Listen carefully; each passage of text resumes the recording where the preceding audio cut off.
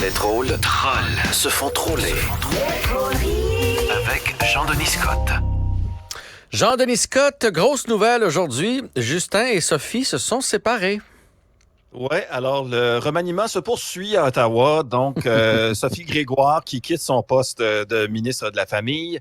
Peut-être qu'elle était tannée de voir son mari dans le lit avec Jack Mixing. Là, on ne sait pas exactement les raisons. Mais cela dit, moi, je pensais jamais voir ça de ma vie, un Trudeau pour la séparation. Je te dis que c'est vraiment... René Lévesque doit se revirer dans sa tombe, quelque chose de rare. Alors, avec 3 enfants, Trudeau et Grégoire, ils étaient déjà minoritaires au sein de leur famille. Là. Écoute, pauvres petits-enfants, il n'y aura même plus de parité au sein du conseil de famille. Ça va être soit juste un gars ou juste une fille. D'ailleurs, petite confidence, Jeff, je suis en train de traverser une séparation moi-même et on m'a recommandé de lire un livre de Pierre-Yves McSween, curieusement, qui parle de couple et de finances. Et je le recommande à Trudeau. Ça s'appelle « La facture amoureuse ». Trudeau, je pense qu'il s'est trompé. Lui, il a vraiment lu « En as-tu vraiment besoin? » Puis clairement, on a vu c'était quoi sa conclusion aujourd'hui. Fait que c'est ça. Alors, bonne chance à la famille Trudeau. Et n'oubliez pas, les enfants de Trudeau, si vous voulez avoir votre mot à dire pour le type de garde partagée, vous avez juste à invoquer la Charte des droits et libertés. OK? Voilà. Ça, c'est un vieux truc de Trudeau. Mais là, arrangez-vous pas, par exemple, que votre père en ait plein son troc, parce que là, il va invoquer les lois sur les mesures d'urgence. Allez-y un petit peu doux sur la pédale dans ce cas-là. Ailleurs dans l'actualité, c'était déjà une grosse nouvelle à digérer. Il y en a plusieurs autres, notamment les nouvelles, qu'elles soient petites ou grosses, on les verra plus sur Facebook, c'est terminé. Ouais. Alors, sur votre fil Facebook, ce sera plus photo de votre neveu, nouvelle de Cube Radio, photo de DocFace, nouvelle de TVA, photo d'une prière avec un ange de ma tante Lise.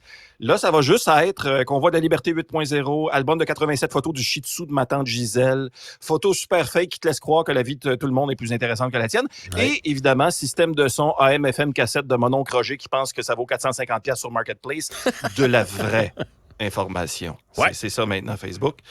Puis ce qui est curieux de ça, c'est que un qui n'est pas content de cette tournure des événements, fâché noir même, du retrait des nouvelles sur Facebook, c'est Pierre Poilievre. Pierre Poilievre, le grand défenseur de la presse qui évite les journalistes et qui veut couper CBC d'ailleurs. Mais là, il s'est présenté comme un gars fâché noir de ça. C'est de la censure.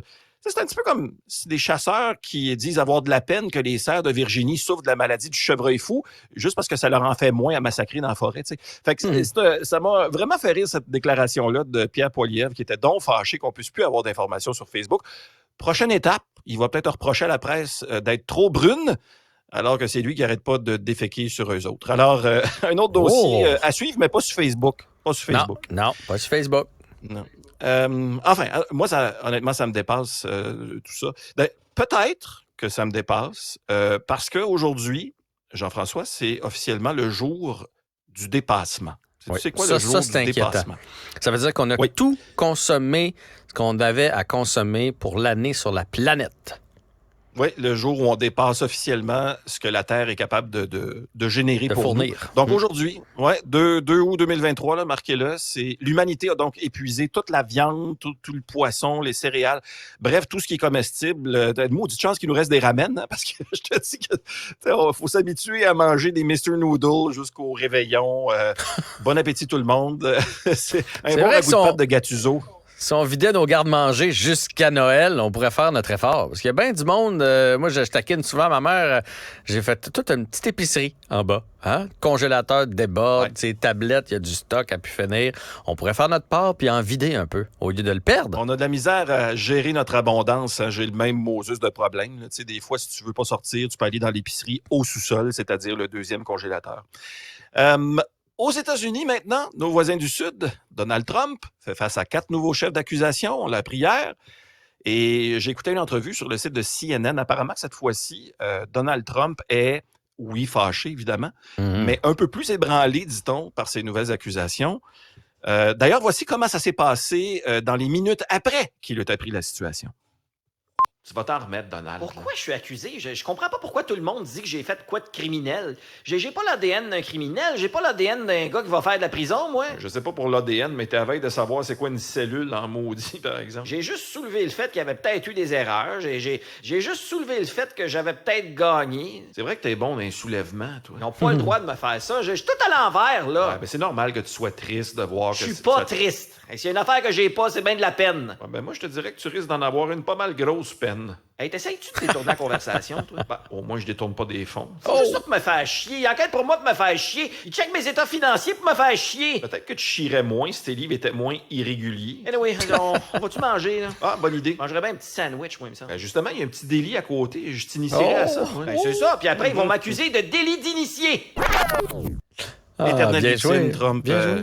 Il peut pas gagner. Il peut pas gagner, Trump. Je l'imaginais avec une plus grosse voix, par exemple. Tu vois, je pensais qu'il y avait une petite voix de même. Il va falloir s'habituer, là, parce que mes capsules et mes chroniques, là, à partir de maintenant, là, c'est l'intelligence artificielle. Alors, on part avec un dialogue totalement anglophone et le résultat, c'est un français québécois absolument parfait, mais des fois, c'est des voix qui sont un petit peu étonnantes. C'est ça qui arrive.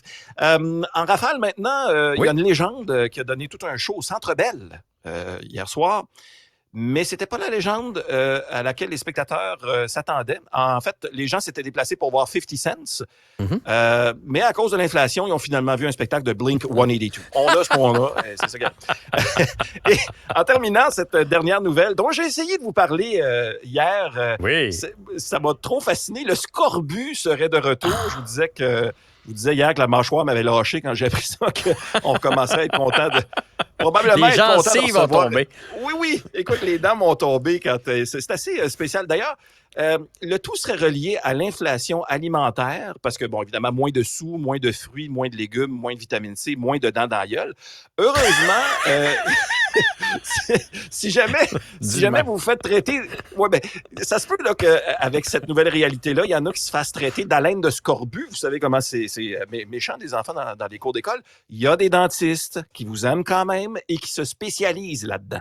Votre haleine est-elle si mauvaise que les outardes migrent dans l'autre direction pour éviter de vous croiser au printemps? Que la population voudrait une nouvelle journée fériée en votre honneur juste pour que votre bouche soit fermée un lundi de plus? Que les gens s'injectent la COVID autour de vous pour perdre le sens de l'odorat? Que même Éric Duhem veut rien savoir de vous? Chez la dentiste Laure Vézina, on vous aime même si votre haleine sent l'insecte mort à l'intérieur d'un raton laveur mort, à l'intérieur d'un camion de compost mort stationné à côté d'un ultra mort. Éloignez les gens. Ça peut être le fun quand tu croises des anciens amis que t'as unfriendés parce qu'ils ont publié des messages pro-camionneurs sur Facebook, mais pas tout le monde que tu connais et que tu connais pas et leur descendance.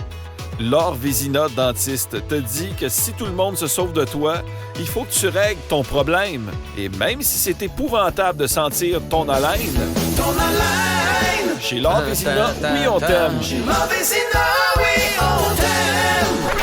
Oh, no, no! C'est ça que je chante dans la version originale, non? Ah, totalement. J'ai mal compris. Totalement. Ça y fait une bonne pub, je trouve, à cette dentiste. Jean-Denis, à la prochaine! Hey, à bientôt. Bye. L'émission de Jean-François Barry est aussi un balado. Écoutez